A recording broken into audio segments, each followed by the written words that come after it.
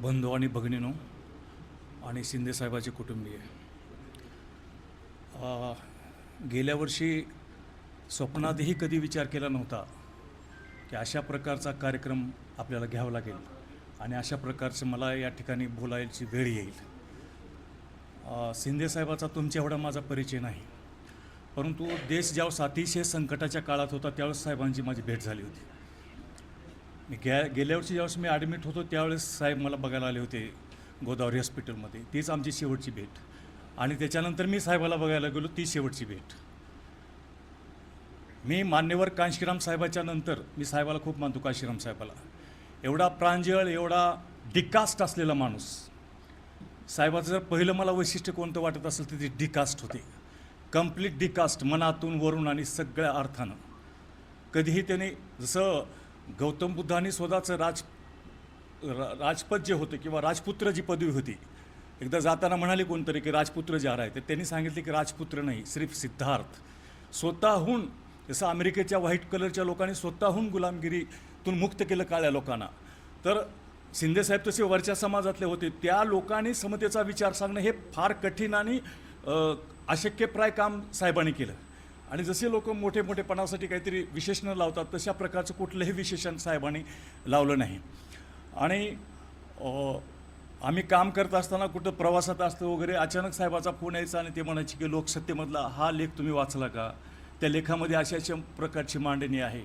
आणि साहेबाचा आवाका फक्त भारतापुरता नव्हता, तर एंटायर जगाचा होता की फ्रान्समध्ये काय होतं आहे, लिबियामध्ये काय होतं आहे, साऊथ आफ्रिकेमध्ये काय होतं आहे, तिथली लोकशाही कशी धोक्यात आहे, आपल्याकडची लोकशाही कुण्या दिशेनं चाललेली आहे वगैरे वगैरे. लोकसत्ता त्यांच्या आवडीचा पेपर होता, त्यातले लेख ते आवडीनं मला सांगायचे आणि पुन्हा त्याच्या संदर्भानं दुसरं पुस्तक वाचायला साहेब सांगायचे. आणि त्यांचं मला आणखीन मोठेपण केव्हा कळालं की ज्यावेळेस त्यांना मी 14 जूनला, बहुतेक रविवार होता त्या दिवशी, भेटायला गेलो. आणि तुम्हाला आश्चर्य वाटेल सगळ्याला किंवा अतिशयोक्ती वाटेल, जसं बुद्धाचं सिरियल बघितल्यानंतर बुद्ध सांगतात की मी ह्या टायमाला असं असं माझं परिनिर्वाण होणार आहे आणि मी निर्णय घेतलेला आहे. अगदी तीच भाषा मला साहेबाच्या तोंडातून ऐकायला मिळाली. हातात हात घेऊन सगळ्याच्यामुळे मी फक्त उत्सुकतेने बघत होतो की त्यांनी माझं नाव कधी घेतात. ते घेतलं आणि ते म्हणाले की मी धन्य आहे की मला सगळ्या जातीच्या लोकांचं प्रेम मिळालं आणि माझी अशी इच्छा आहे की माझ्या अंतिम विधीला 4 जी माणसं असतील, त्याच्यातला एक दलित असावा, एक मुस्लिम असावा, आणखीन दुसरे 2 मला आठवत नाही, परंतु हे अशा प्रकारची OBC, अशा प्रकारची माणसं जे म्हणतात ना, शेवटी माणसं मरताना खरं बोलतात, तर ही जे खरेपण आहे त्यांच्यातनं सुद्धा, त्या वाक्यातनं सुद्धा आम्ही आला होता. आणि मी कुटुंबाचं धन्यवाद मानतो की साहेबाची इच्छा त्यांनी पूर्ण केली त्या दिवशी. आणि म्हणून मला एकच शेवटी सांगायचं आपल्या सर्वाला की साहेबांनी खूप धाडसाने एक वाक्य बोलले होते की पंडित जवाहरलाल नेहरूपेक्षा सुद्धा ग्रेट लीडर राहुल गांधी आहे. हे मी तुम्ही सुद्धा हे वाक्य ऐकलं असाल. मला असं वाटतंय की फ्युचरमध्ये, मला माफ करा की श्रद्धांजलीला माणसं खूप जमतात, परंतु त्यांच्या चवळीत माणसं ती चेहरे मला दिसत नाहीत. आय एम सॉरी टू से. या ठिकाणी श्रद्धांजलीला फार मोठे मोठे लोक येतात, पण त्या विचारावर चालण्यासाठी, विचाराचे वारस म्हणून जर आपण बघितलं तर उद्या त्यांच्या विचारावर चालण्यासाठी आपल्यापैकी किती लोक येतील याच्याबद्दल मी शांतक आहे. तर मला असं वाटतं की जसं गोमसाळे साहेबांनी सांगितलं की त्यांना खरी श्रद्धांजली हीच होईल की आपण या देशामध्ये लोकशाहीचे मूल्य जपले पाहिजेत. लोकशाही वाचवण्यासाठी आपण काम करत राहू. आत्मावगैरे तर आपण मानत नाही, परंतु तीच खऱ्या अर्थानं त्यांना श्रद्धांजली राहील. आणि मला एवढंच वाटतं की साहेबाची खूप उशिरा माझी भेट झाली आणि खूप लवकर ते गेले. मी अनेक लोकांना म्हणलो की साहेब आणखीन 5-7 वर्षेच किमान असायला पाहिजे होते. आणि त्यांचा जो भर होता बोलण्यामध्ये, ते अमित देशमुख साहेबाला म्हणायचे, सांस्कृतिक राजकारण तुम्ही या जिल्ह्यामध्ये करत नाही आहेत, फक्त पॉलिटिकल राजकारण करता. कल्चरल पॉलिटिक्स इथं तुम्ही केलं पाहिजे, तरच इथल्या धर्मांध लोकांचा पराभव होऊ शकतो. ही त्यांची जी उपदेश आहेत, त्यांचा जो संदेश आहे तो आपण पाळावा. आणि जे बोलले तसेच ते चालले, हे एक आपल्या सर्वांना माहीत आहे. खूप खूप धन्यवाद, मला तुम्ही ऐकलात. आणि माझ्या वतीनं आणि माझ्या परिवाराच्या वतीने त्यांना मी आदरांजली, श्रद्धांजली देतो. धन्यवाद. अतुल देवगावकर सर, ज्येष्ठ विचारवंत. यानंतर प्राध्यापक सुधीर अनवले सरांकडे यायचे.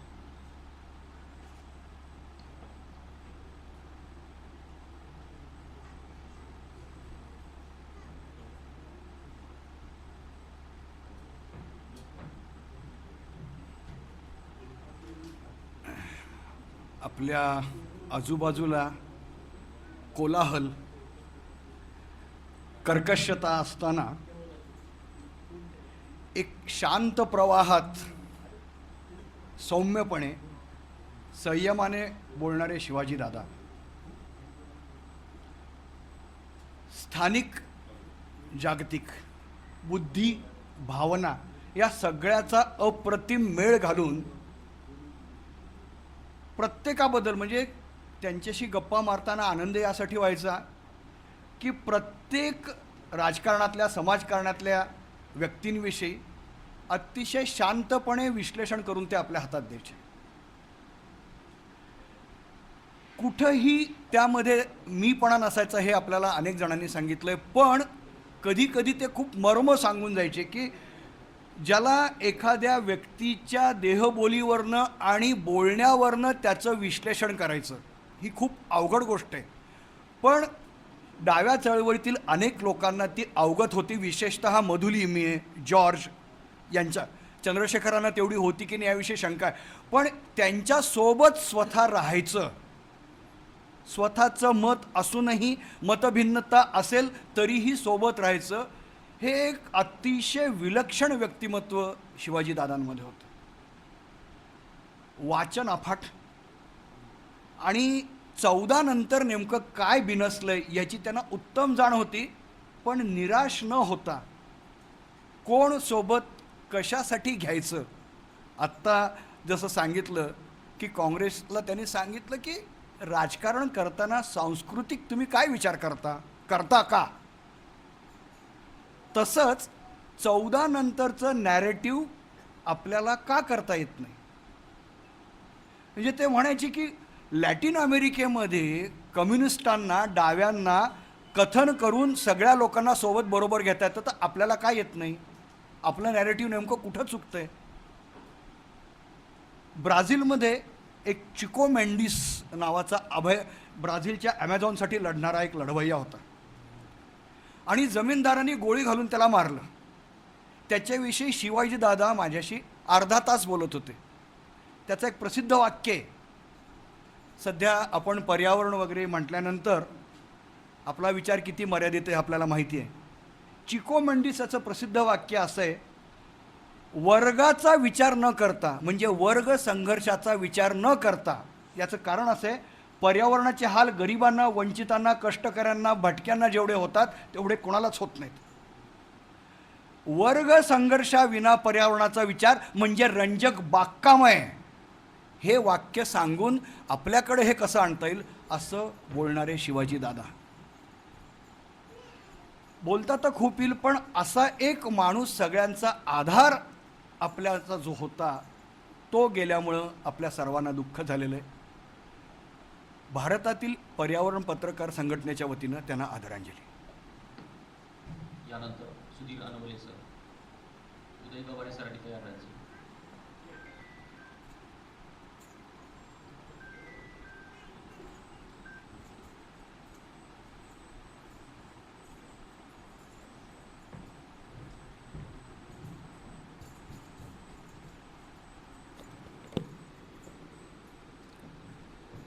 मित्रो,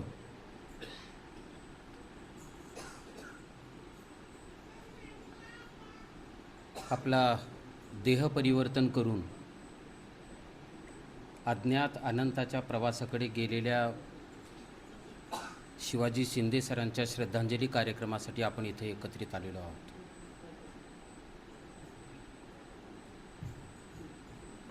मृत्यू म्हणजे महानिद्रा असते, महाप्रस्थान असतं, महायात्रा असते आणि त्याच्यातून अनंताचं दर्शन घडत असतं असं म्हणतात. मौत उसी की है जिसका अफसोस सारा ज़माना करे, यूं तो सब यहाँ सभी आए हैं मरने के लिए.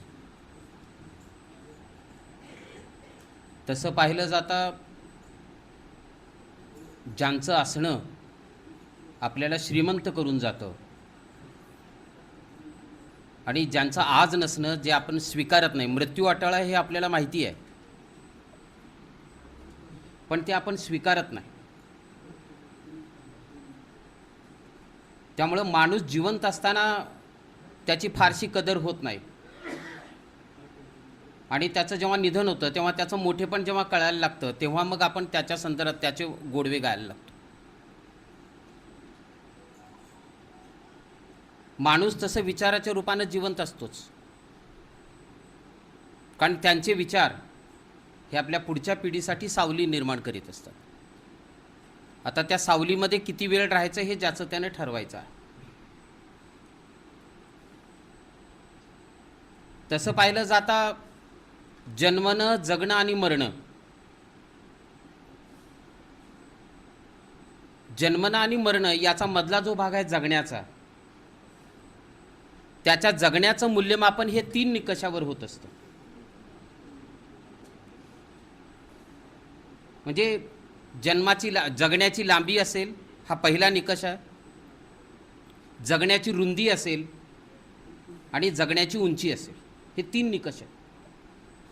जगण्याची लांबी काय आहे तर तो किती वर्ष आयुष्य जगलाय, 80-90 वर्ष काय जे असेल ते आयुष्य जेवढं आपलं मिळतं तेवढं आपण जगतो. आणि त्याचं जास्तीत जास्त आयुष्य जगणं हे त्याच्या नातेवाईकांना खूप चांगलं वाटतं आणि आपल्यालाही सगळ्यांना ते चांगलं वाटतं. हे जगण्याची लांबी आहे. जगण्याची रुंदी काय आहे, जशी लांबी महत्त्वाची आहे तशी रुंदीसुद्धा महत्त्वाची आहे. ही रुंदी काय आहे तर तो कुणासाठी जगला, किती मित्रांचा गोतावळा तयार केला, नातेवाईकांसाठी तो किती उपयोगाचा ठरलेला आहे, याच्यावरनं त्याच्या जगण्याची रुंदी ठरत असते. म्हणजे व्यक्तीचं मीचं जगणं हे आम्हीमध्ये बदललं पाहिजे, ही जगण्याची रुंदी आहे. आणि मग जगण्याची उंची काय तर त्याचं आयुष्य जोपर्यंत आहे तो कोणता विचार घेऊन जगला आहे, तो कोणती मूल्य घेऊन जगलेला आहे, याच्यावरनं त्याच्या जगण्याची गुणवत्ता लक्षात यायला लागते आणि ती त्याची उंची असते. आणि म्हणून या सगळ्या गोष्टींचा जर आपण विचार केला तर आपल्याला असं लक्षात येतं की शिवाजी शिंदे सर त्याग आहे, शिवाजी शिंदे सर तप आहे, शिवाजी शिंदे सर तत्व आहे, शिवाजी शिंदे सर तर्क आहे, शिवाजी शिंदे सर तळमळ आहे, शिवाजी शिंदे सर तारुण्य आहे. मी तारुण्य यासाठी वापरतो हा शब्द कारण वयानुसार तारुण्य ठरत नसतं. तारुण्य ही शरीराची अवस्था नाही, ती मनाची अवस्था आहे. आणि ज्याच्या मनामध्ये या पद्धतीनं परिवर्तनकारी विचार येत असतात त्याचं मन नेहमी तरुण असतं आणि म्हणून मी तारुण्य या शब्दाचा वापर केला. समाजवाद हा शिवाजीरावांचा ध्यास होता आणि याच समाजवादाच्या साह्यानं नवा समाज निर्माण करावा हा त्यांचा श्वास होता. आणि नवा समाज निर्माण करण्यासाठी जे परिवर्तन घडवायचं ते युवक घडवू शकतात हा त्यांचा विश्वास होता. आणि म्हणून या दृष्टिकोनातून जर आपण विचार केला तर आपल्याला असं लक्षात येईल की शिवाजी शिंदे सर म्हणजे निरामय व्यक्तिमत्व आहे, निरलस व्यक्तिमत्व आहे, निर्भीड व्यक्तिमत्व आहे, निस्पृह व्यक्तिमत्व आहे. मित्र, आज आपण अशा एका टप्प्यावर आले आहोत की जिथं देशामध्ये सगळं अस्थिर असं वातावरण आहे, दहशतीचं वातावरण आहे. या देशाचं काय होईल हा आपल्या सगळ्यांच्या मनामध्ये सातत्याने येणारा प्रश्न आहे. मग याच्यातून जर आपल्याला जायचं असेल तर आपल्याला एक लक्षात ठेवावं लागेल की असं म्हणलं गेलेलं आहे की a politician thinks about a next election, a politician thinks about next election and a leader thinks about next generation. Shivaji Shinde sir was a leader who thought about the India's future and the next generation. हीच श्रद्धांजली भटक्या विमुक्तांच्या वतीनं मी व्यक्त करतो आणि थांबतो. धन्यवाद. Advocate उदय Gaware sir, यानंतर विक्रम मागणी करण्यात येणार आहे. उपस्थित सर्व मान्यवर, मला आत्तापर्यंत झालेल्या श्रद्धांजली सभेतील सर्व मान्यवरांचे विचार जर ऐकले, फार न बोलता ह्याचा सार आपल्याला काढावा लागेल परंतु एक निश्चितपणे आशादायी चित्र मला या श्रद्धांजली सभेमध्ये दिसतं. कसलाही गाजावाजा न करता या लातूर शहरामध्ये विविध स्तरामध्ये काम करणारे सर्व मान्यवर आज या बैठकीला उपस्थित आहेत. किंबहुना उद्याचा हा महाराष्ट्र कसा असेल, उद्याचा हा भारत कसा असेल याची संकल्पना मांडणारी सुद्धा मान्यवर इथं आहेत. मी निश्चितपणे सांगेन की या जिल्ह्यानं गेली अनेक वर्ष पुरोगामी विचारांचे, समाजवादी विचारांचे, डाव्या विचारसरणीचे कमीत कमी 2 आमदार निश्चितपणे या जिल्ह्यामध्ये आजपर्यंत आलेले होते. परंतु गेली 10-15 वर्षामध्ये असं काय झालं की आम्ही मागं पडलो. आज शिवाजीराव आपल्यात नाही आहेत, परंतु त्यांचा वारसा ज्या निलंग्या तालुक्यामध्ये आहे त्या तालुक्यापासून सुरुवात झाली तरी आपण उदगीरपर्यंत इथं केंद्रेसाहेब बसलेले आहेत. ही सगळी माणसं होती. मग काय झालं नेमकं, कुठं चुकलं आमचं? म्हणून त्याच्यासाठी काल एक पत्रकाराने एक बहुतेक कोणत्या समाज माध्यमावर त्यांनी टाकलं. ते काय आहे ते फार महत्त्वाचं आहे. काल परवा या महाराष्ट्रातील 6 खासदार यांनी पक्ष फोडला, पक्षातून निघून गेले आणि त्या ह्याच्यावर त्यांनी केलेले कॅसेट तयार केली आणि त्याची तुलना त्यांनी उद्धवराव पाटलांशी केली. का केली तर त्याच जिल्ह्यामधला तो खासदार आणि उद्धवराव पाटील ज्यांना यशवंतराव चव्हाणांनी मुख्यमंत्री होता का, काँग्रेसमध्ये येता का, परंतु त्यांनी आपली पक्षनिष्ठा सोडली नाही, वैचारिक बांधिलकी सोडली नाही. आणि मग शिवाजीरावांची वैचारिक बांधिलकी एवढी जर परफेक्ट असेल तर त्या समाजवादी पक्षातील आज लोक का भरकटली गेली ह्याचा विचार आपल्याला करावा लागणार आहे. मी आज अनेकदा पाहतो काल परवापर्यंत असणारा समाजवादी 60-65च्या नंतर अतिशय प्रतिगामी झालेला आज आपण पाहतो. हे आपल्याला थांबवावं लागणार आहे. म्हणून या बैठकीमध्ये जास्त न बोलता मी आपल्याला नम्रपणे सांगेन, शिवाजीराव शिंदेसाहेबांचे अतिशय जवळचे संबंध होते. मी फेब्रुवारी महिन्यामध्ये मला थोडं आजारीपणामुळे मी AIG हॉस्पिटल हैदराबादला ॲडमिट असताना त्यांचा फोन आला आणि त्याच पुन्हा हॉस्पिटलमध्ये त्यांना जावं लागलं. आणि ह्या 2-3 महिन्याच्या कालखंडामध्ये आज शिवाजीराव आपल्यात जरी नसले तरी ही श्रद्धांजली सभा जर आपण संकल्प सभा म्हणून जर केली तर आपल्याला निश्चितपणे नव्या पिढीला प्रेरणादायी ठरणार आहे. म्हणून इथं बसणाऱ्याने विचार करावा की माझं कुठंतरी चुका लागलं. इथं हर्षवर्धन कोल्हापुरेंची खंत व्यक्त केली, तीच खंत माझी आहे. या देशाचं भवितव्य कुणाच्या हातात आम्ही देणार आहोत? काल परवापर्यंत कर्नाटकाचे गृहमंत्री ज्यावेळेस एका संघटनेला सांगतात की तुमचं रजिस्ट्रेशन का होत नाही, का आम्ही गप्प बसलेलो आहोत? गेली 100 वर्षापासून ते संघटन आहे, मग त्याचं ऑडिट झालं का नाही, पैसे कुठून येतात का, ह्याचा विचार होणार नाही का? हे देश संविधानाच्या चौकटीत चालणार आहे का कशाच्या चौकटीत चालणार आहे याचा विचार आज करणं गरजेचं आहे. म्हणून आज शिवाजीराव आपल्यामध्ये नाहीत, अरविंदराव तुम्ही पोरकं समजू नका. इथं असणारी ती पिढी, पुढची पिढीसुद्धा तितक्याच ताकदीनं, तितक्याच विचारानं, कोल्हापुरे असतील, रामकुमार असतील, सगळी मंडळी आपल्याला एकत्र यावं लागेल, लढावं लागेल, तरच पुढची भावी पिढी सुखरूप राहू शकते. म्हणून या श्रद्धांजली सभेमध्ये आपण आमच्या वैचारिक बांधिलकी जपण्यासाठी संकल्प करावा, हीच खरी श्रद्धांजली ठरेल. मी शेतकरी कामगार पक्षाच्या वतीनं भावपूर्ण आदरांजली शिवाजीराव शिंदेंना अर्पण करतो आणि थांबतो. धन्यवाद. यानंतर प्राचार्य संजय वाघमारे सर. रामकुमार नाईक. या श्रद्धांजली सभेसाठी जमलेल्या सर्व बंधू भगिनींना सादर प्रणाम. आज आपण शिवाजीराव शिंदे सरांना श्रद्धांजली अर्पण करण्यासाठी एकत्र जमलेलो आहोत. माझा आणि त्यांचा फारसा परिचय जुना नाही आहे. मी जेव्हा नळेगावला प्राचार्य म्हणून गेलो त्याच्यानंतर त्यांची माझी जास्त ओळख झाली. आणि दुसरं महत्त्वाचं म्हणजे की आत्ता काल परवा जेव्हा मी त्यांना भेटायला गेलो तर त्यांच्या एकूण भेटीच्या वेळेससुद्धा त्यांनी जे उद्गार काढले ते मला जास्त सांगावेसे वाटतात. आम्ही गेलो, त्यांनी आम्हाला ओळखलं, त्यांच्यावर चर्चा झाली आणि असं सांगितलं की मॅडमना सांगत होते ते की आत्ता एवढा जो पैसा खर्च केला आहे तुम्ही माझ्यावर, मी 80 वर्ष खूप चांगलं जगलो आहे, समृद्ध जीवन जगलो आहे मी, आणि आता पैसा न खर्च करता हाच पैसा वाचवून पुढे चांगल्या विद्यार्थ्यांना त्याची मदत करा, ह्या प्रकारचा विचार मांडणं अगदी मृत्यूच्या शय्येवर असताना, जसं हर्षवर्धननी सांगितलं की बाबा मृत्यूला ते घाबरलेच नाहीत अजिबात, अगदी सक्षमपणाने ते त्याला सामोरं गेले आणि खूप चांगल्या पद्धतीनं त्याने आमच्याशी संवाद साधला आणि सांगितलं की आता मी जाणारच आहे, विनाकारण वेळ पैसा हे वाया न घालवता ही संसाधनं पुढच्या पिढीसाठी आपण द्यावीत, अशा प्रकारचा विचार मांडणारा खरा समाजवादी, त्याला आपण श्रद्धांजली अर्पण करतो आणि थांबतो. धन्यवाद. विक्रम मातलेकर, रामकुमार रायवाडीकर. बसवंत आप्पांनी सांगितलं त्यांचं मोठेपण हे बऱ्याच लोकांना पूर्व अधोरेखित आहे.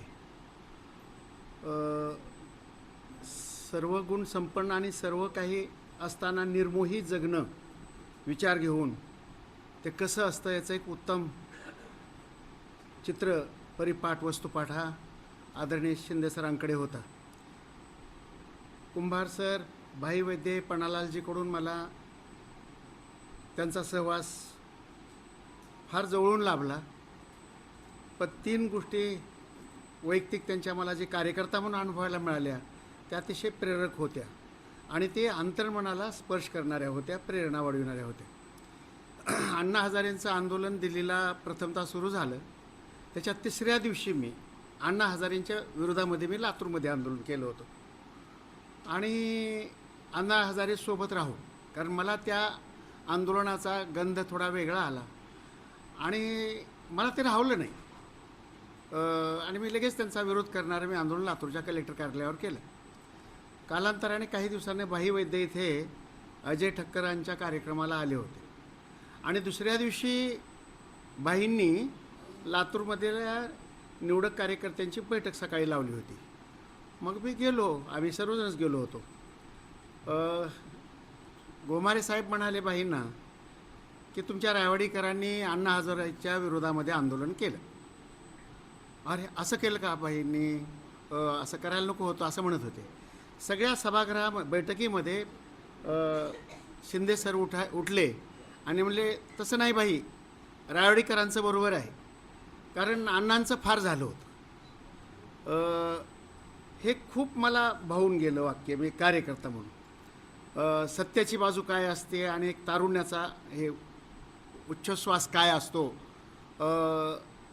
याशिवाय त्यांच्या कन्येचं लग्न होतं शांताईमध्ये आणि अतिशय आग्रहपूर्वक निमंत्रण आलं आणि मला पाहून त्यांच्या चेहऱ्यावरले जे मला जे भाव पाहता आला पाहिला मी, तो भाव एवढा प्रेमळ होता की माणूस म्हणून किती मोठे होते ते, किती बारकाईने लक्ष होतं, की जिव्हाळ्याचं नातं कसं जोडलेलं होतं. त्यांना तसं वास्तविक पाहिलं तर त्यांना खूप खूप मोठं होता आलं असतं प्रचलित वाटेनं आणि मळलेल्या वाटेनं. पण विचाराच्या प्रेमापोटी आणि विचाराच्या निष्ठेपोटी कसं जगावं लागतं, विचारावर श्रद्धा ठेवून आणि विचारासाठी नवनिर्मिती करण्यासाठी कसं समर्पित जगावं लागतं, याचं अतिशय मोठं उदाहरण आपल्या सर्व लातूरकरांना घालून दिलं आहे, सर्व महाराष्ट्राला घालून दिलं आहे. त्यांना भावपूर्ण श्रद्धांजली मी संपूर्ण लातूरकरांच्या वतीने वाहतो. धन्यवाद. विक्रम मातलेकर, यानंतर शिरीष दिवेकरांना तयार करायचं. मागणीकर परिवाराशी फार जुने संबंध होते. आमच्या अण्णांचे ते जुने सहकारी म्हणता येईल किंवा ज्युनियर लोक होते. त्यांना मी प्रथम ज्यावेळेस पाहिलं, माझे स्वतःचे अण्णा एक कॅन्सरनीच वारले, पण ज्यावेळेस उपचार होणार नाहीत म्हणून आम्ही त्यांना लातूरला आणलं होतं, त्यावेळेस त्यांनी ज्या मोजक्या लोकांना आम्हाला सांगितले होते की त्यांना बोलवून घ्या, मला त्यांच्याशी बोलायचं आहे.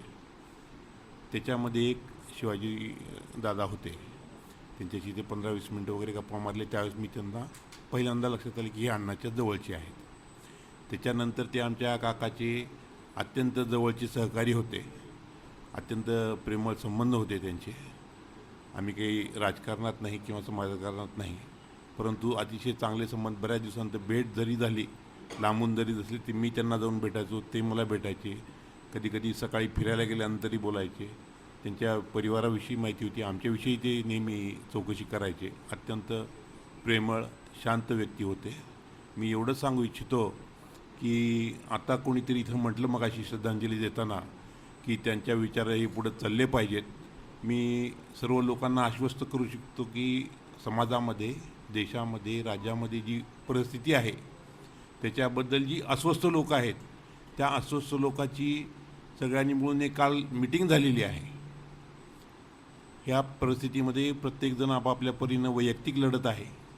त्याला एक ऊर्जा मिळावी, एक संजीवनी मिळावी म्हणून काल एक सगळं समविचारी लोकांनी आम्ही त्याच्यामध्ये जात, धर्म, पंथ, संघटना अशी कुठलीही भिंत न बांधता एकमेकांना निरोप देऊन बऱ्याच लोकांची 2-2.5 तास बैठक झाली. आम्ही एकमेकांना भेटून ओळखी करून एक नवीन प्रेरणा घेऊन, नवीन संजीवनी घेऊन त्याच्यातून आम्ही काल ती मिटिंग संपवलेली आहे. अशा मिटिंग होत राहील. हे सांगायचं एवढंच कारण की त्यांचे विचार, त्यांची विचारधारा, त्यांचं स्वप्न हे इथं संपणारं नाही आहे. त्याची मशाल आपापल्या परीनं घेऊन जाणारे लोक लातूरमध्ये आहेत, देशामध्ये आहेत, भारतामध्ये आहेत. धन्यवाद. शिरीष दिवेकर सर, यानंतर सुभाष भिगे सरांनी तयार राहायचे. शिवाजीराव दादांना मी पहिल्यांदा विनम्र अभिवादन करतो, श्रद्धांजली अर्पण करतो. दादा अत्यंत विचारवंत, अफाट वाचन, G24च्या माध्यमातून माझा त्यांचा संबंध आला. वेळेवर यायचे, वेळेच्या आत यायचे. कुठलाही विषय काढला तर त्या विषयामध्ये पारंगत, कुठलाही विषय काढा असं अष्टपैलू नेतृत्व दादांचं होतं. आपल्या देशातली लोकशाही, आपल्या देशातलं राजकारण ह्याची चिकित्सा तर करायचीच करायची, परंतु दादा आंतरराष्ट्रीय विश्लेषक होते.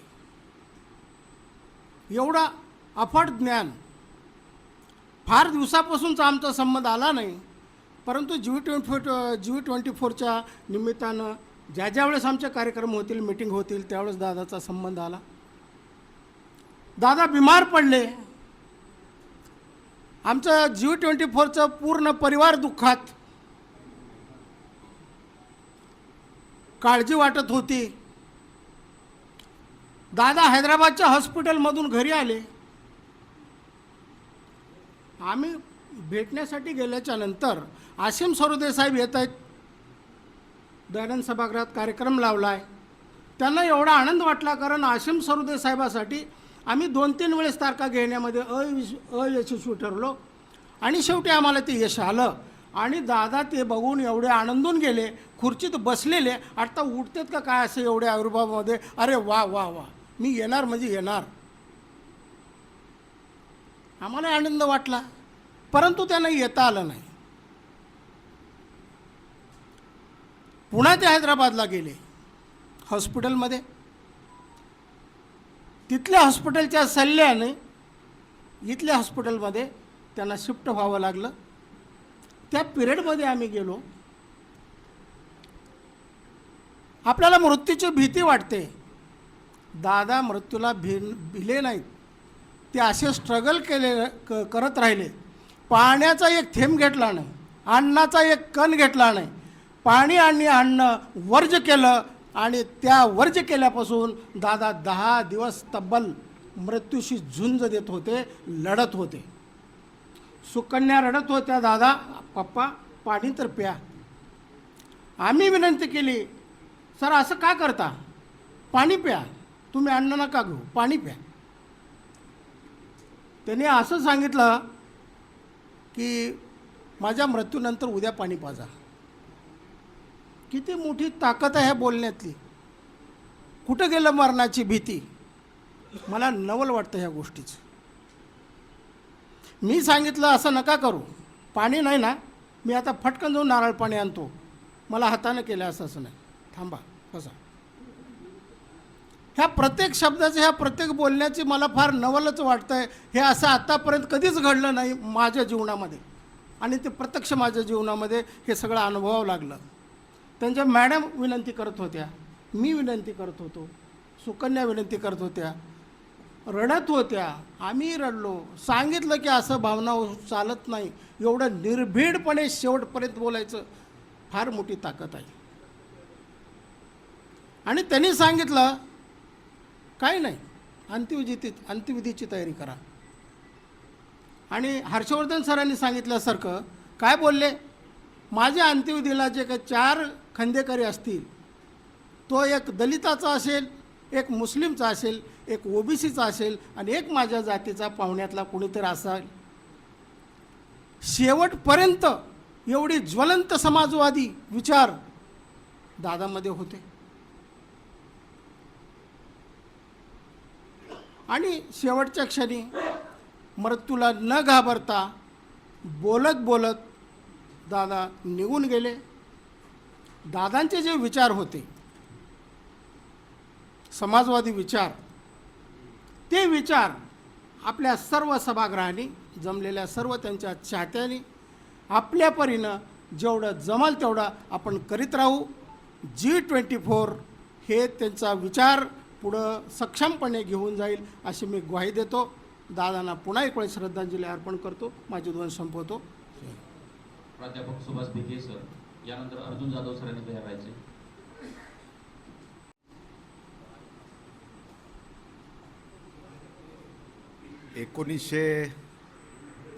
मध्ये मी RP कॉलेज उस्मानाबादला शिकत होतो आणि वसंतराव काळे यांचा मी विद्यार्थी होतो. त्यांच्या संपर्कात मी सतत असायचो. त्यांनीच युवक क्रांती दलाची शाखा आमच्या गावी सुरू केली आणि वसंतराव उस्मानाबादला आले की माझ्या खोलीवर यायचे. एक दिवशी आले आणि मला म्हणाले की तुला वर्ध्याला जायचं आहे. वर्धा कुठं आहे काय मला माहीत नव्हतं. एखादा मित्र बघ आणि तू वर्ध्याला जा, कारण वर्ध्याला जयप्रकाश नारायण येणार आहेत आणि तिकडं तू जा. तर हे मला जयप्रकाश नारायणही माहीत नव्हते आणि सरांनी खिशातनं पैसे काढले आणि माझ्या हातात ठेवले. माझ्या घराकडे अशी काही पार्श्वभूमीच नव्हती सार्वजनिक कामाची. वेगळ्या कुटुंबातून मी आलेलो होतो आणि मला असं वाटलं की वसंतरावना काही अर्थशास्त्र समजतं की नाही. स्वतःच्या खिशातले पैसे काढले आणि मला तू जा आणि परत दुसरा एक विद्यार्थी घेऊन जा. मला त्यांचा वेडाच विचार वाटला त्यावेळेला. पण तिथे गेल्यानंतर शिवाजीरावची आणि माझी भेट झाली. विजय साकोळकर होता, सुंदरराव गव्हाणे होते, त्याच्यामध्ये शिवाजीराव भेटले आणि जयप्रकाशाला आम्ही भेटलो. मला असं वाटलं की आता परत जयप्रकाशाची आपली काही भेट होणार नाही, म्हणून मी त्यांचे पाय चेपले तिथं जाऊन. मनाला समाधान वाटतं की परत काय आता भेट शक्य नाही. तेव्हापासून मी शिवाजीरावच्या संपर्कात होतो. एलबीएस कॉलेजला प्राध्यापक असताना चंद्रशेखराची भारत जोडो यात्रा निघाली. त्याच्यामध्ये मी 25 किलोमीटर त्यांच्याबरोबर चाललो. शिवाजीराव त्यांच्या जवळ होते, संपर्कात अधिक होते. नंतर जनता पक्षाचं सरकार आलं महाराष्ट्रामध्ये. शिवाजीराव राजाराम बापूच्या बरोबर असायचे. मला छाती फुगल्यासारखं वाटायचं की आपला मित्र काय, म्हणजे काय उंची आहे शिवाजीरावची असं वाटायचं. त्या मुव्हमेंटमध्ये सतत असायचे. कुमारबरोबर पण ते असायचे, कुमार सप्तऋषी बरोबर. पण कुमारची माझी काही एवढी जवळीक झाली नाही कधी, का मला माहीत नाही, पण कुमारची माझी काही जवळीक झाली. पण शिवाजीरावच्या बरोबर माझं सतत अट्रॅक्शन असायचं. युवक क्रांती दल ग्रामीण भागामध्ये काम करत असताना ज्या पद्धतीने ते विचार मांडायचे, पन्नालाल भाऊच्या संपर्कात ते अधिक असायचे, माझ्यापेक्षा जास्त ते त्यांच्या संपर्कात असायचे. आणि त्यांची अशी वाढ पाहत असताना, उंची पाहत असताना मधल्या काळामध्ये थोडा गॅप पडला संपर्कामध्ये. आणि नंतर मी लातूरच्या कॅम्पसमध्ये आल्यानंतर परत आणखी जवळीक निर्माण झाली. त्यावेळेला वेगळ्या फॉर्ममध्ये शिवाजीराव मला दिसले. अफाट उंची, प्रचंड वाचन, लोकसंग्रह दांडगा, संयम, शांतता आणि प्रचंड विवेक, मित्र कसे जोडायचे हे कुशलतेने ते काम संघटनेमध्ये करायचे. आणि आता सांगितलं सरांनी की आम्ही G24च्या माध्यमातून अधिक परत जास्त जवळ आलो. आणि आता सर भिंगे सर बोलले की ते आमच्यातनं जातील असं काही कोणाला वाटलंच नाही. पण त्यांनी दगा दिला आणि ते गेले. आजारी पडले समजलं, हैदराबादला गेले असं समजलं. घरी जाऊन भेटलो आम्ही. आणि नंतर अचानक त्यांचा आजार वाढला, फोन आला आणि म्हणून आम्ही ते विवेकानंद हॉस्पिटलमध्ये गेलो. डॉक्टर गणेश पन्हाळे यांनी गेलो. तिथे काही भेटले नाहीत. मग इकडे आहेत असं समजलं. कॅन्सर हॉस्पिटलला आहेत, त्यांना कॅन्सर झाला असं समजलं.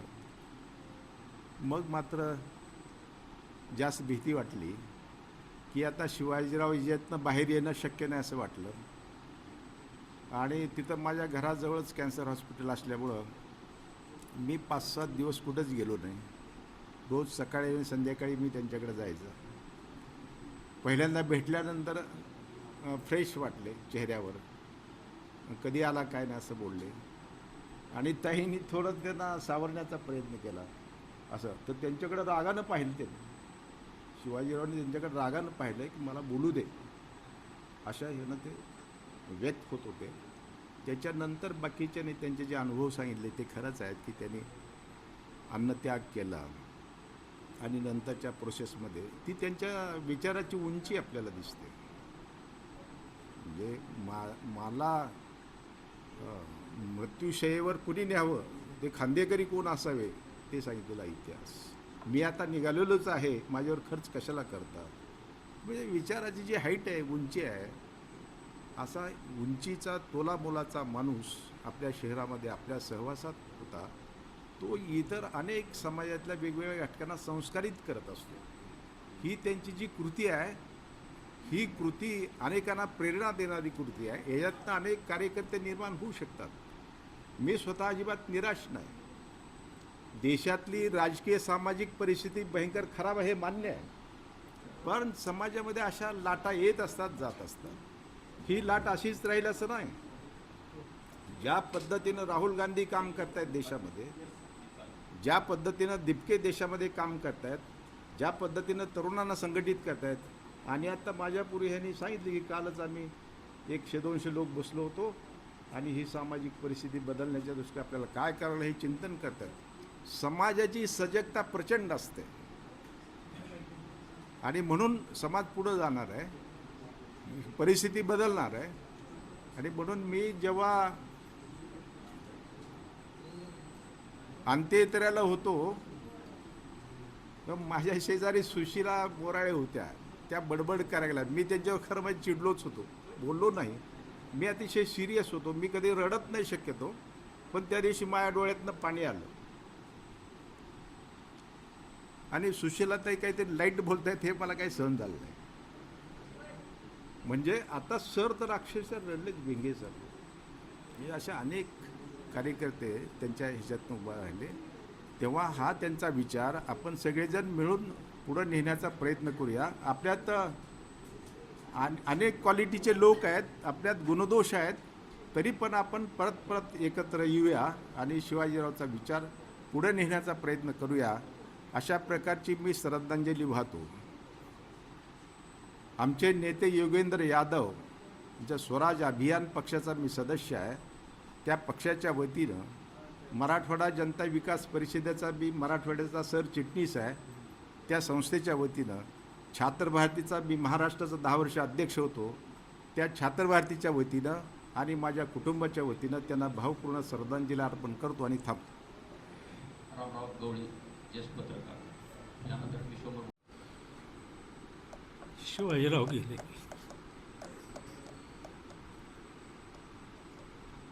आणि ते सगळे आपल्या सगळ्यांचे मित्र होते. हा जसा सामाजिक जीवनाचा लॉस आहे ना,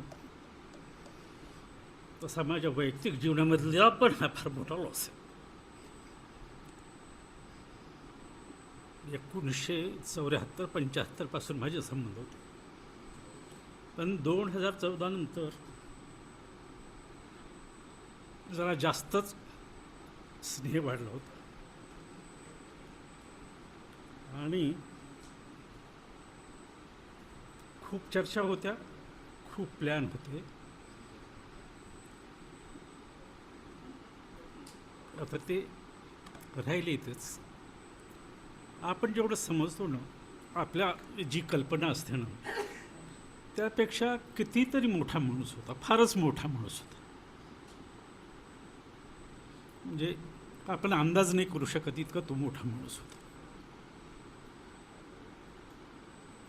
पुष्कळ लोक म्हणजे मित्र असं म्हणतात की शिवाजीरावला काही मिळू शकलं असतं वगैरे. म्हणजे आपण चांगल्या माणसाविषयी असं काहीतरी बोलून खरं तर त्याचं अवमूल्यन करत असतो असं मला वाटतं. तरुण वयामध्ये पन्नालाल भाऊंनी शिवाजीरावांना राजकारणाची ओळख करून दिली. पन्नालाल भाऊ गेल्या वर्षी गेले, यावर्षी शिवाजीराव गेले. 81वा वाढदिवस साजरा करताना म्हणजे मी होतो त्याला, माणिकराव पण होते. कुणालाही वाटलं नाही की वय 1 वर्षामध्ये आपल्याला किती अकाली गेले ते. खरं तर 80-81 हे वय या काळात मरण्याचं वय नाही. माणसं 90च्या नंतर म्हणतात की 90च्या नंतर म्हणतात की आता काय बोनस आहे, हे जे काही वर्ष मिळणार आहे ते. 3-4 महिन्यापूर्वी कुणालाही वाटलं नाही की असं काही होईल. तर मित्र हो, माणसावर प्रेम करणारा हा आपला मित्र आज आपल्यामध्ये नाही. 4-4, 3-3 तास चर्चा करायची आम्ही दोघांनी. असा विषय होता की ज्यावर आम्ही चर्चा केलेली नाही. मी आधी काही बोलत नाही. मी त्यांच्यावर लेखच लिहिला आहे 30-40 पानाचा.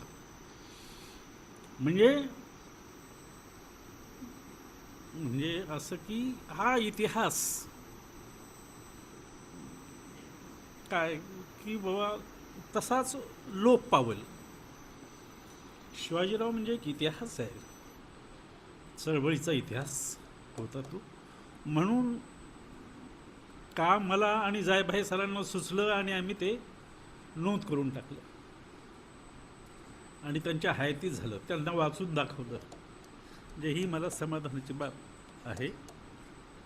आज मला असं चांगलं वाटतं की म्हणजे कितीतरी नव्या आठवणी आणि प्रत्येकाचे अनुभव आपल्याला म्हणजे मला आज ऐकायला मिळाले. तर याची पण नोंद झाली पाहिजे. आणि श्रद्धांजलीच्या निमित्ताने आपण निर्धार करूया की या ज्या सगळ्या आठवणी आहेत याचं कलेक्शन, डॉक्टर आहेत आमच्यासोबत, तर याचं कलेक्शन आपण पुस्तक रूपामध्ये करायचं ठरवूया. आणि त्यांचा विचार जे पुढे घेऊन जायचं आपण म्हणतो ते लोक घेऊन जाणारच आहेत. कारण समाज स्थिर असा कधी राहत नाही, समाजाला गती आहे हे शिवाजीराव म्हणायचे. तो नित्य बदलत असतो.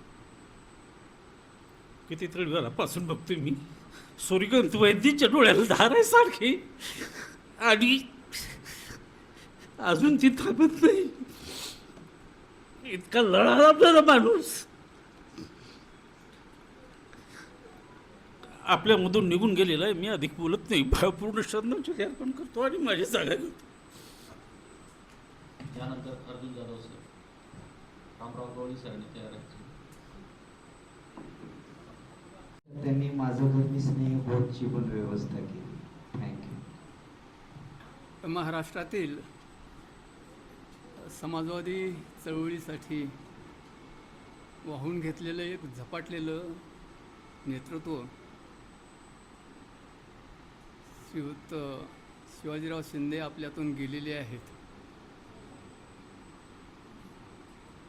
समाजवादी विचारासाठी महाराष्ट्रात किंबहुना देशामध्ये ज्यांनी समाजवादाचं मूल्य जपण्यासाठी किंमत मोजलेली आहे, अशा किंमत मोजणाऱ्यापैकी शिवाजीराव एक. शिवाजीरावांचा आणि माझा परिचय तसा 1974 पासूनचा. मी थोडं बोलणार आहे. 1974ला मागासवर्गीय विद्यार्थ्यांच्या शिष्यवृत्तीमध्ये वाढ करण्याच्या संदर्भामध्ये एक आंदोलन झालं होतं. भारतीय दलित पॅन्थरचा आणि पॅन्थरचा कार्यकर्ता म्हणून आणि शिवाजीराव म्हणून, शिवाजीराव आरेकर मॅडम आहे तिथं, शिवाजीराव युक्रांचं कार्य करत होते तिथं. रंगारा आचुरे होते उदगीरला, नीलम गोरे होत्या. आम्ही पॅन्थरचं काम करत होतो. डोळे सर आमचे गुरुजी प्राचार्य.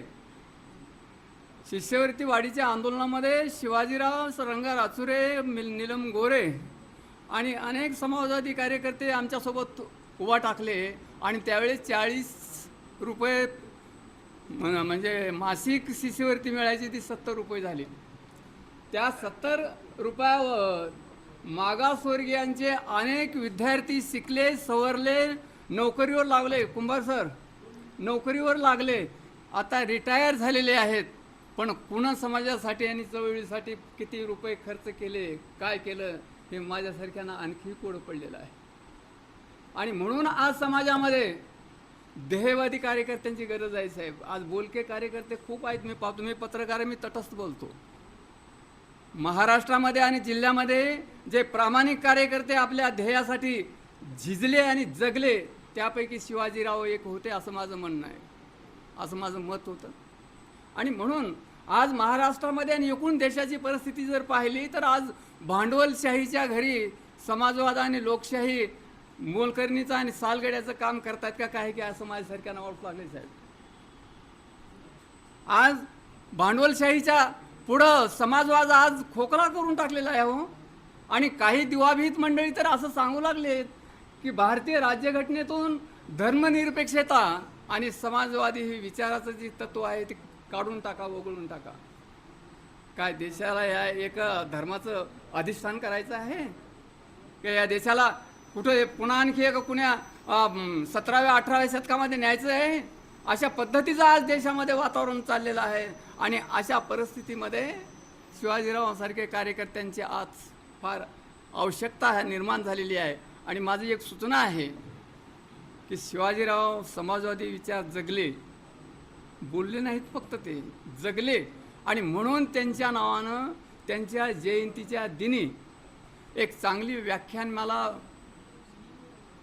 म्हणजे सुरू करावी. आणि त्या निमित्तानं देशभरातील समाजवादी कार्यकर्ते आहेत रस्त्यावरचे, बरं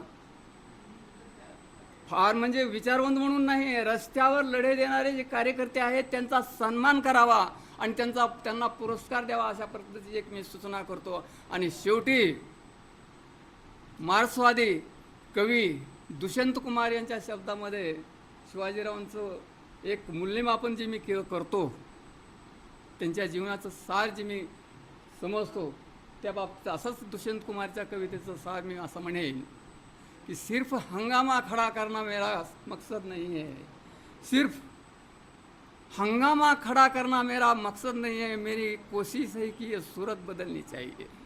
आणि म्हणून शिवाजीरावांना मी पुन्हा एकदा माझ्या वतीनं, माझ्या कुटुंबियाच्या वतीनं अभिवादन करतो, त्यांना श्रद्धांजली वाहतो. आपण सगळे इथं आहात, यापुढं काय करायचं ते आपण ठरवूयात चांगल्या पद्धतीने. लातूरसारख्या ठिकाणी आज देशाच्या संविधानासमोर लोकशाहीपुढे मोठमोठी आव्हानं आलेली असताना आपण जर गप्प जर बसलो तर आपल्यासारखे कर्म दरिद्री आपणच राहू, पुढची पिढी आपल्याला माफ करणार नाही. आणि म्हणून शिवाजीरावचं स्वप्न साकार जर करायचं असेल तर तुम्हाला आम्हाला किमान समान विचारावर एकत्र यावं लागेल. मग ती समाजवादी असोत, कम्युनिस्ट असोत, मार्क्सवादी असोत ना आंबेडकरवादी असोत साहेब, सगळ्यांनी एकत्र आलो तर तुमचं आणि आमचं भवितव्य आणि अस्तित्व कायम राहणार आहे. या लोकशाहीचं अस्तित्व कायम राहणार आहे, समाजवादाचं अस्तित्व कायम राहणार आहे. एवढं बोलतो आणि संपवतो. धन्यवाद. विश्वांबर भोसले सर, त्यानंतर सांगोलकर सर. शिवाजीरावांना मानवंदना देण्यासाठी, श्रद्धांजली अर्पण करण्यासाठी आपण सगळे जमलेले बंधू आणि भगिनी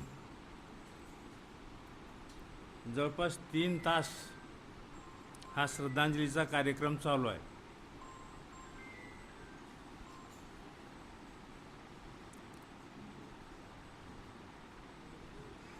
खूप लोकांचं मनोगत आपण ऐकतोय. इथं बसलेली सगळी जी मंडळी आहेत हे साधारण माणसं नाही आहेत. विविध चळवळीमधून, संघर्षातून, लढ्यातून आलेली सगळं माणसं आहेत. इथं संघटना विविध असतील, पक्ष विविध असतील.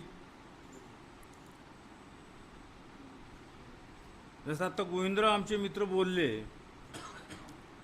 ते कुठे गेले यापेक्षा ते जमिनीवर आहेत एवढं मला दिसलं आज. आणि म्हणून ते येऊ शकले आज शिवाजीरावच्या श्रद्धांजलीला. विचाराची बांधिलकी मानून परिवर्तनाचं राजकारण करणारी ही सगळी जमलेली माणसं आहेत.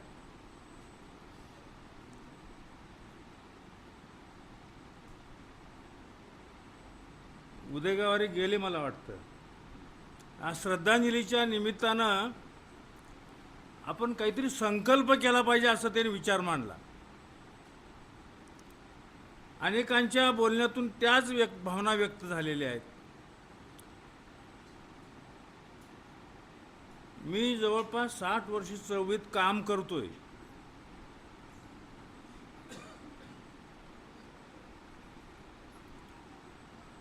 अस्वस्थ आणि बेचैन करणारं वातावरण आहे आजचं जगातलं, देशातलं, राज्यातलं, गावातलं, घरातलं. आपण इथं शिवाजीराव शिंदे ही व्यक्ती यापेक्षा शिवाजीरावने ज्या विचाराची आराधना आयुष्यभर केली तो विचार आणि त्या विचाराभोवताली जमणारी आपण सर्व माणसं काय पुढं आपल्या वाढून ठेवलंय यामुळं अस्वस्थ आहोत. मी अस्वस्थ आहे, पण निर्धार ठाम आहे अजूनही. मी पहिल्यांदाच तुम्हाला सर्वांना मानाचा मुजरा करतोय. तुम्ही असामान्य माणसं आहात सर्व. तुमच्या सगळ्यांच्या समोर प्रश्न आहे की आता पुढं कसं जायचं आहे आपणाला. हा प्रश्न फक्त तुमच्या आमच्या पुरता प्रश्न नाही आहे. आज जगभर जे वातावरण तयार झालंय ते बलाढ्य अमेरिका त्या इराणच्या विरोधात 4 महिन्यापासून काय गोंधळ घालतंय हे आपण रोज वाचतोय. मी तुम्हाला पार आश्मयुगात नेऊन टाकून देईन, पार खलास करून टाकीन, नेस्त नाबूद करीन.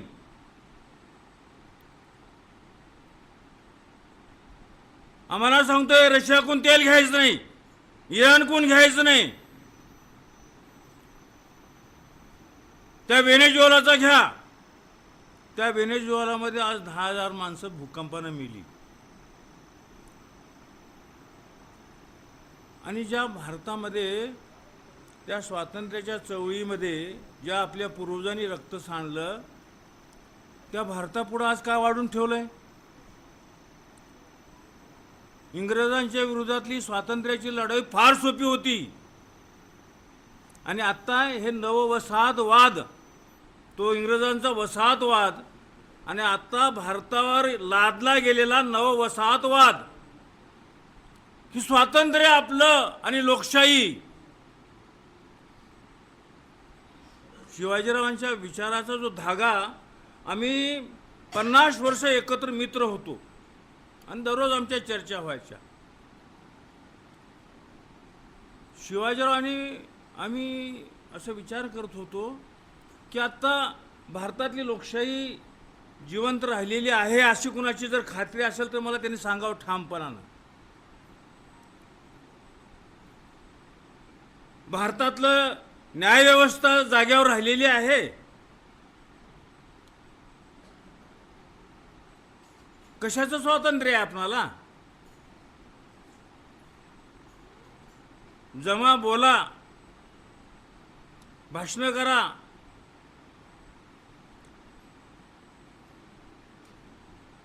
उद्ध्वस्त करून टाकलंय सगळं. मी महाराष्ट्रातल्या लाखो कामगारांच्या, शेतकऱ्यांच्या चळवळीत काम केलोय.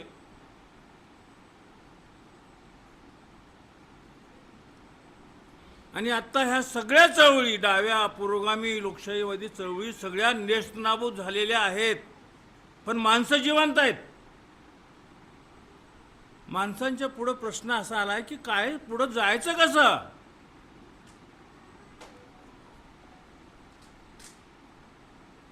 मी काही सुचत नाही, काही करता येत नाही, म्हणून कुठंतरी आपण आपली सोय बघावं या विचारानं कधी वागलो नाही. तोच आमचा आणि शिवाजीरावांचा धागा होता. आमिष कमी नाही आहेत. माणसांना, व्यक्तीला विचाराचं खच्चीकरण करायला लावायचं त्याच्या. हे वातावरण आहे आत्ता. शिवाजीराव आणि त्यांचा विचार आणि त्यांचा बाणा हा शेवटपर्यंत टिकला. मृत्यू येणार आहे त्यांना दिसत होतं. मलाही दिसतोय माझा मृत्यू माझ्या समोर आहे. आपणाला सगळ्यांना दिसतोय आपला मृत्यू. मृत्यूला कसं सामोरं जायचं याला काही धैर्य लागतं. मृत्यूला घाबरायचं काय कारण आहे? हसत हसत आनंदानं मृत्यूचं स्वागत केलं पाहिजे. मृत्यू हा शोक करणारा दिवस नाही आहे, आनंद साजरा करणारा दिवस आहे. मला खूप आवडलं त्यांच्या मुलीचं मनोगत. शिवाजीराव काय होते हे अत्यंत भावनेला हात घालणारे विचार त्यांनी व्यक्त केले.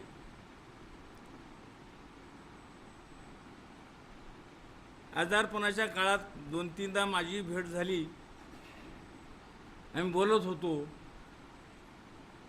ते म्हणले मी जायचं ठरवलंय आता. हसत हसत. शिवाजीरावांना मृत्यूची भीती कधी वाटलीच नाही. हा खरा पुरुषार्थ आहे शिवाजीरावांचा. हा बाणा आहे कार्यकर्त्यांचा. भ्याड मृत्यूला भिणारी माणसं कार्यकर्ते होऊ शकत नाहीत.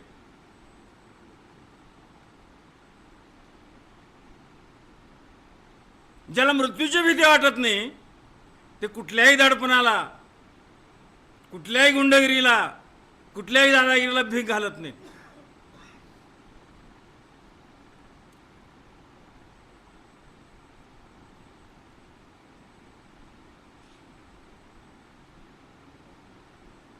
तर आपल्याला त्या श्रद्धांजलीच्या निमित्तानं शिवाजीराव आपल्यातून गेलेले असले तरी त्याने आयुष्यभर ज्या विचाराची आराधना केली तो विचार तर काही मेलेला नाही. तो विचार जिवंत आहे. त्या विचारावर कोण किती प्रेम करतं हे खरं महत्त्वाचं आहे. आज वातावरण एवढं गढूळ झालेलं आहे. कोण कुठं सकाळी आहे आणि दुपारी कुठं चालला आणि रात्री कुठं दुसरीकडं काय करूला आहे याचा काही पताच लागत नाही. माणसांचा बाजार आहे का जनावरांचा बाजार आहे तेच कळत नाही. महाराष्ट्राच्या विधानसभेत काय चाललंय, गेली 2-3 वर्ष 5 वर्ष बघतोय. लोकसभेत काय चाललंय, पंजाबमध्ये काय चाललंय, त्या पश्चिम बंगालमध्ये काय चाललंय, ह्या सगळ्या गोष्टी बघितल्यानंतर माणसं भांबवून गेले. 40 वर्ष भारताला ज्या विचारानं असं घेरलेलं आहे, त्याचा परिणाम काय झाला आज बघतोय आपण सगळ्या टी व्हीवर, वर्तमानपत्रावर कुठल्या बातम्या आहेत.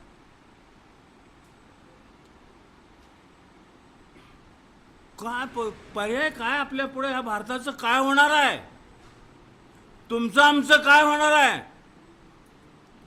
तुमचं आमचं काय होणार आहे. आता शिवाजीरावबरोबर आपल्याला जायचं आहे थोड्या दिवसात, पण आपण जन्माला घातलेल्या पिढीच्या भवितव्याचा का विचार करतोय आपण.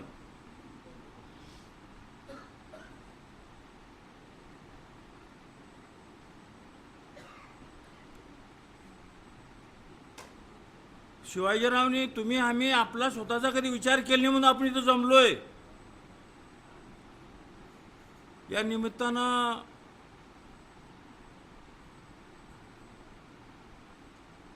मला एक गोष्ट स्पष्टपणानं विनंती वजा आपल्याबरोबर ठेवायची आहे. लातूर एक असं शहर आहे, लातूर जिल्हा किंवा जुना उस्मानाबाद जिल्हा हे लढवया माणसांचा जिल्हा आहे, विचारवंतांचा जिल्हा आहे, भिंतीला पाठ लावून रडणाऱ्या लोकांचा हा जिल्हा आहे. बेईमान लोक नाही आहेत आपले, इमानदार आहेत, आपण सर्व प्रामाणिक माणसं आहोत आणि आपल्याला पुढं जायचं आहे. अंबुलगा गाव जे आहे हे क्रांतिकारकांचं गाव आहे. खूप निष्ठावंत कार्यकर्ते, जाज्वल्य कार्यकर्ते, अनेक विचारांचं मंथन करणारे कार्यकर्ते असं ते गाव, त्या गावातला हा एक सुपुत्र की खरं झालं शिवाजीराव त्यांनी परिपूर्ण आयुष्य जगलं.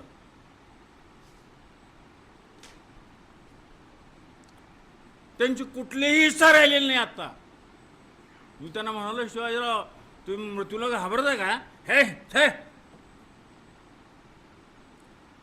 मृत्यू पुढं पळतोय आणि मी त्याच्या मागे आहे म्हणले. मी नाही काय घाबरत त्यांना. त्या मुलीने खूप सुंदर त्याचं वर्णन केलं. आणि आता आमच्या वहिनी त्यांना जमेल त्या पद्धतीने त्यांचा वारसा चालवण्यासाठी सज्ज व्हावा, दुःख मानीत बसायचं नाही, जायचं आहे आपणाला. त्यांनी त्यांच्या मुलीने जे मत व्यक्त केलं ना, त्यांनी थोडं लिहून काढलं तर ते महाराष्ट्राला एक खूप मोठी वैचारिक देणगी मिळेल आपणाला त्याच्यातून. मुलं चांगल्या ठिकाणी गेलेले आहेत, मुलीचं चांगलं झालं, मिसेसने विचाराचा वारसा चालवण्यासाठी सज्ज झालं पाहिजे. दुःख मानायचं काय कारण आहे आता. गेले गेले, सगळ्यांना जायचं आहे. मृत्यू अटळ आहे, अंतिम सत्य एकच आहे सगळ्यांचं की मृत्यू अटळ आहे. दुःख मानायचं काय कारण आहे. आता मला स्वतःला मृत्यूचा विचारच मी करत नाही. मृत्यूला हसत हसत मिठी मारायची, पण जाताना शेवट पण नाही रडायचं.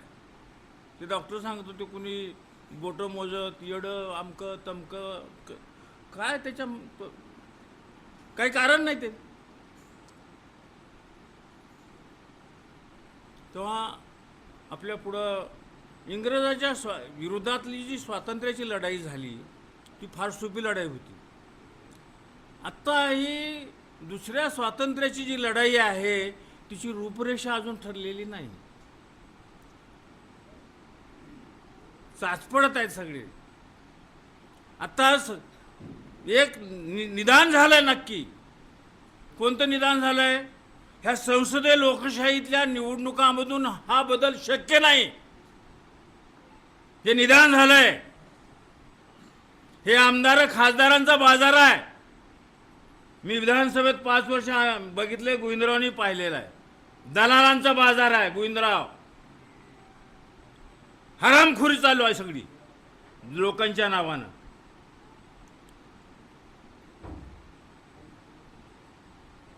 तेव्हा आपल्याला उभं टाकलं पाहिजे. आणि निदान जे आत्ता झालेलं आहे की ह्या संसदीय लोकशाहीमधून मार्ग निघू शकत नाही. न्यायालयीन व्यवस्था पूर्ण बरबटलेली आहे. स्वायत्त संस्था ह्या बटीक झालेल्या आहेत. ते ईडी असो, सीबीआय असो, निवडणूक आयोग असो. आणि त्या राम मंदिरामध्ये आम्ही सगळे त्या रामाच्याबद्दल कोणी आक्षेप काढला नाही कधी, पण त्यांच्या नावानं काय चाललंय? 15 दिवस झालं घटना उघड होऊन अजून साधा FIR होत नाही. आणि सामान्य खेड्यापाड्यातले माणसं जरा काही जर झालं तर FIR नोंदला जातो आणि पोलीस कस्टडी करून गुरासारखं मारतात. हे करोडो करोडो करोडो. मी महाराष्ट्रातल्या देशातल्या खूप घटनांचा जवळून अभ्यास केला आहे. आणि मी तुम्हाला एक विनंतीवर सांगतो, माझं थोडं लांबलेलं जरी असलं तरी, की आपणाला उपवास टाकावा लागेल. 60 वर्ष मी लढतोय, मला काही भीती वाटली नाही. 110 पोलीस केसेस झाल्या, 12 वेळा हद्दपार झालो, 2दा कुणाच्या केसमध्ये घातलं. शिवाजीरावाच्या सहकार्यानं एका बलाढ्य शक्तीच्या विरोधात मी आमदारी झालो, पण मला त्याचं काही कौतुक वाटलं नाही. विधानसभेत गेल्यानंतर मला कळालं की इथं काहीही करू शकत नाही आपण.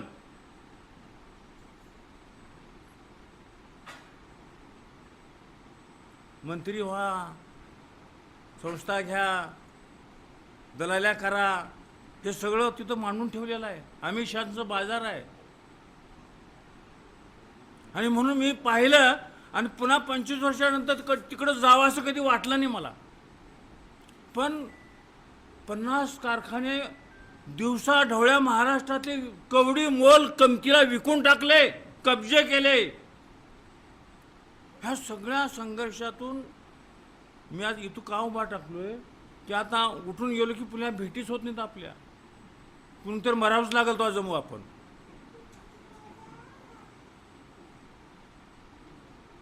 मग पुन्हा आणखी कुणाचे तो गोडवे गो आपण मरणाऱ्यांचे. आता लागणारच. आता आपल्या जिल्ह्यातले मान्यवर देशाचे नेते शिवराज पाटील गेले, थोर विचारून वाघमारे सर गेले, डॉक्टर गोपाळराव पाटील गेले, शिवाजीराव गेले. आता फक्त श्रद्धांजलीच्या कार्यक्रमाच्या निमित्तानंच जमायचं का आपण? आता हे इथं कुणी कुणाचा नेता नाही आणि कुणी कुणाचा अन्वय नाही, पण विचारवंत आहोत, लढवय्ये आहोत, कार्यकर्ते आहोत, इमानदार आहोत. कुणीच बेईमान नाही इथं. नाही तर इथे 3 घंटे बसलाच नसता कुणी बेईमान माणूस.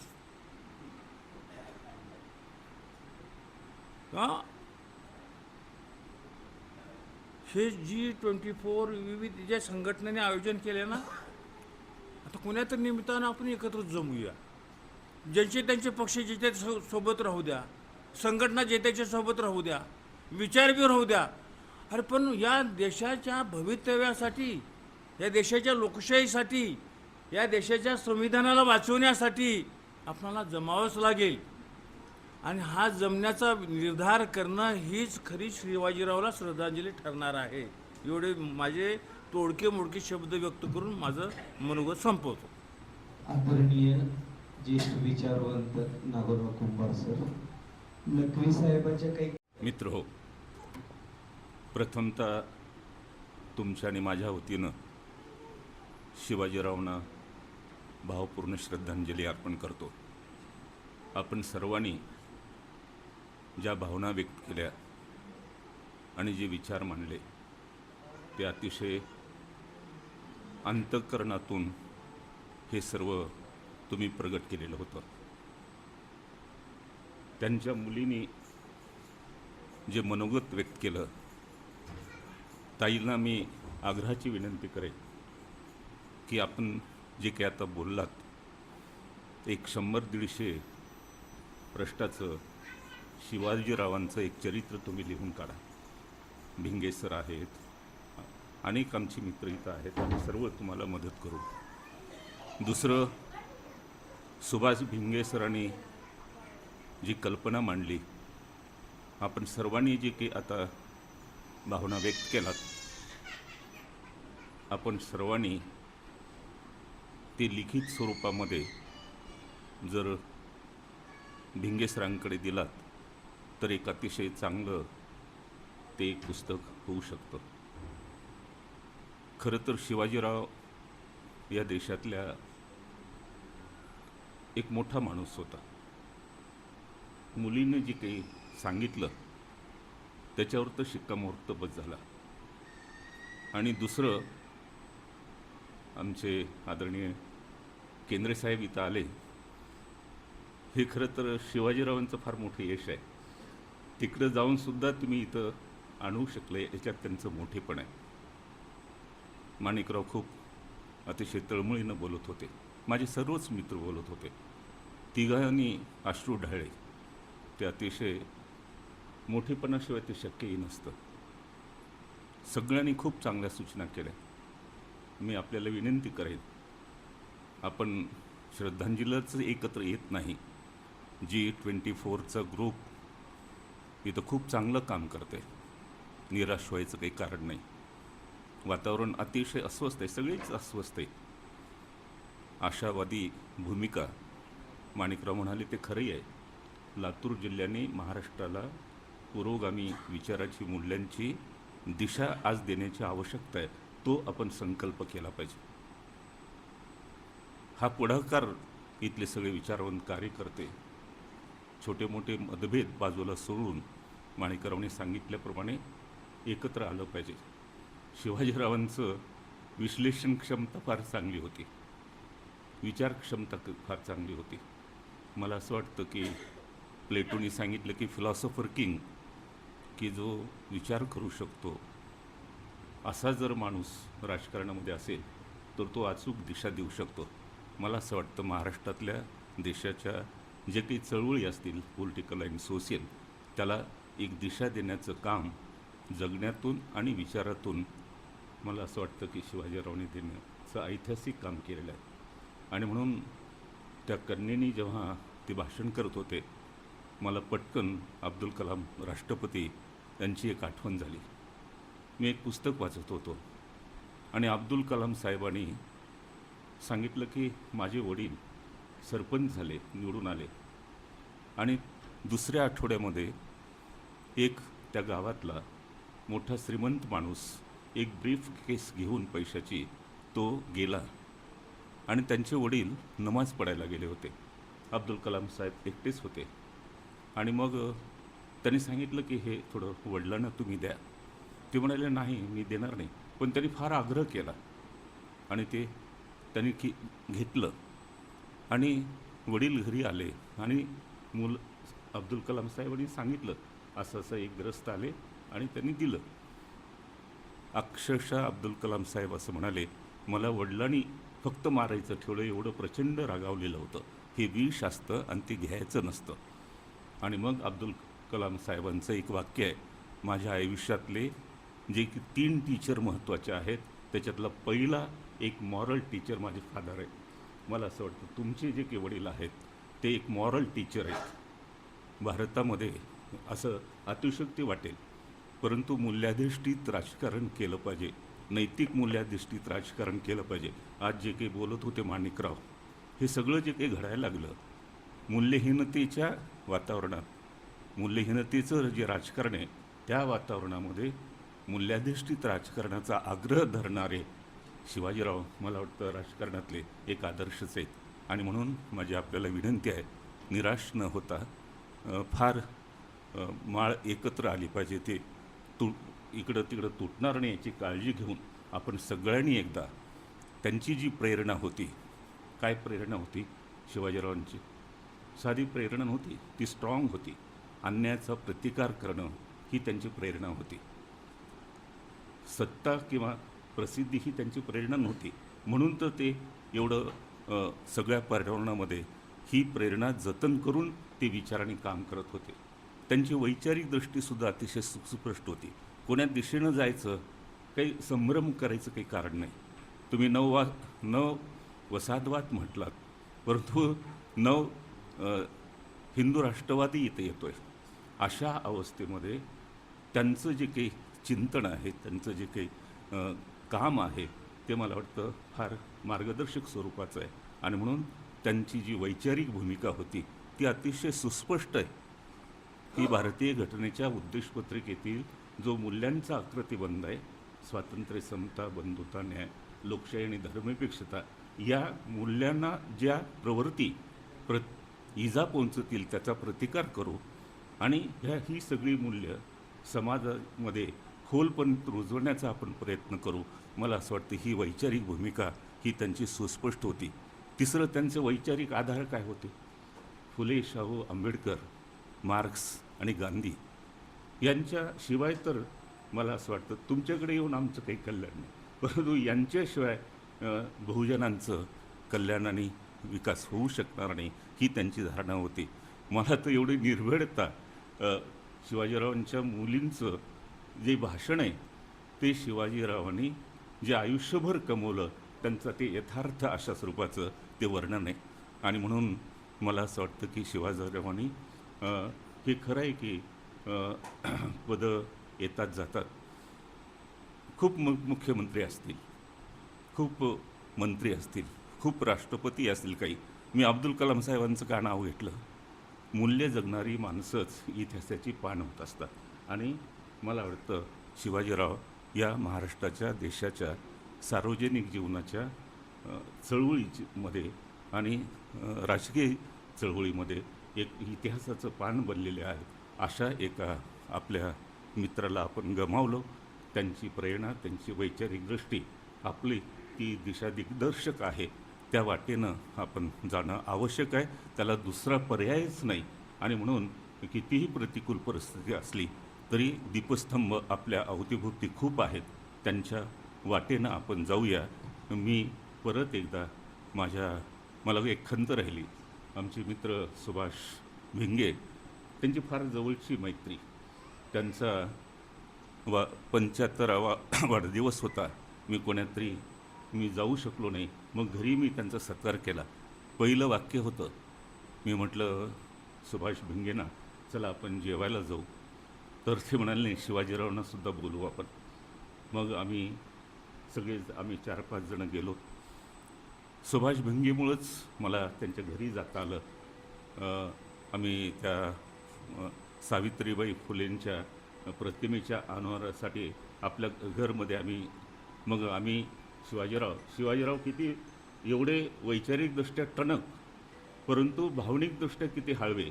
ज्या नातवानी इथं आता भाषण केलं, मला अजूनही आठवतं.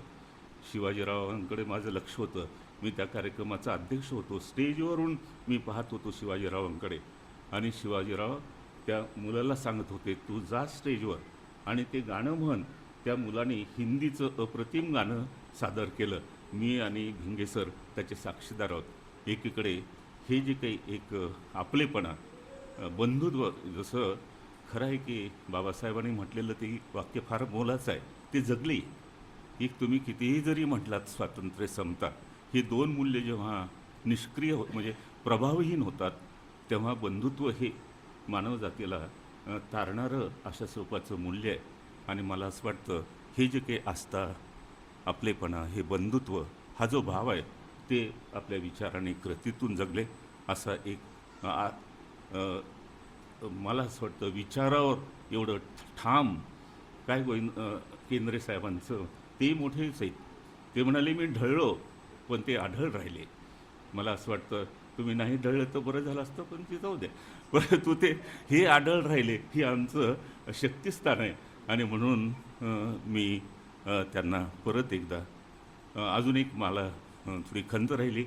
विचारशलाकाचा प्रत्येक अंक शिवाजीराव वाचायचे. आणि आम्ही फिरायला असताना ते कॉफी, त्यांचे कुठं आहे क्लब, त्या कॉफी क्लब तर ते सांगायचे हे अंक किती महत्त्वाचं आहे. तुम्ही चार्वाकाचा अंक काढला, बौद्धाचा काढला, जैनांचा काढला, बसवेश्वराचा काढला.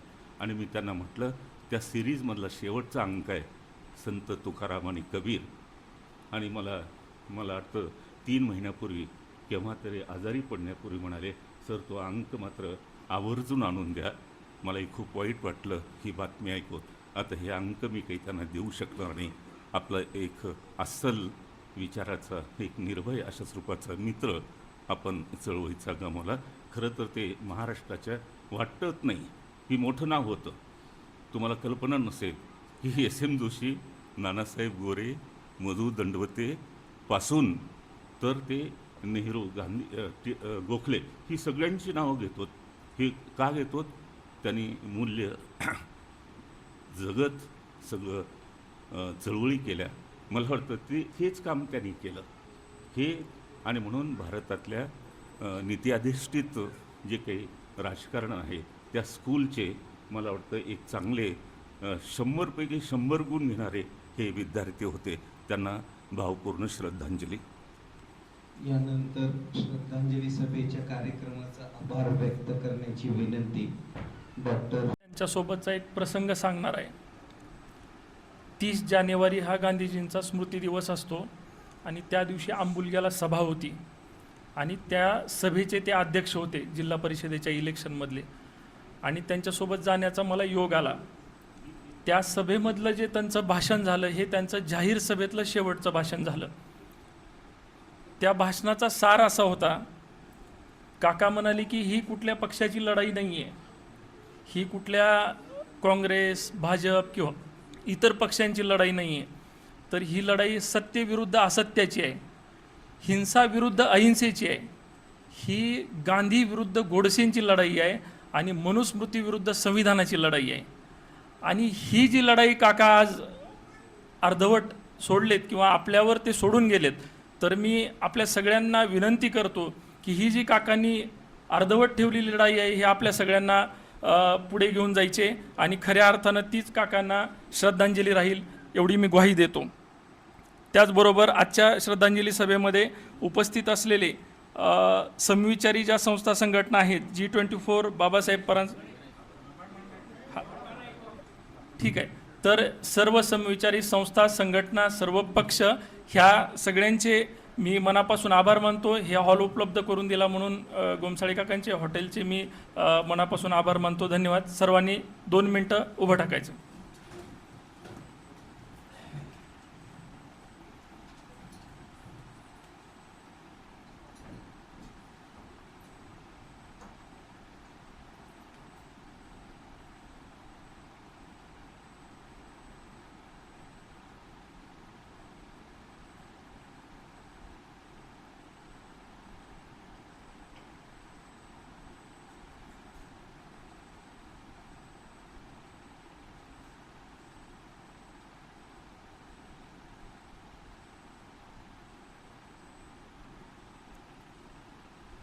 ओम शांती. धन्यवाद.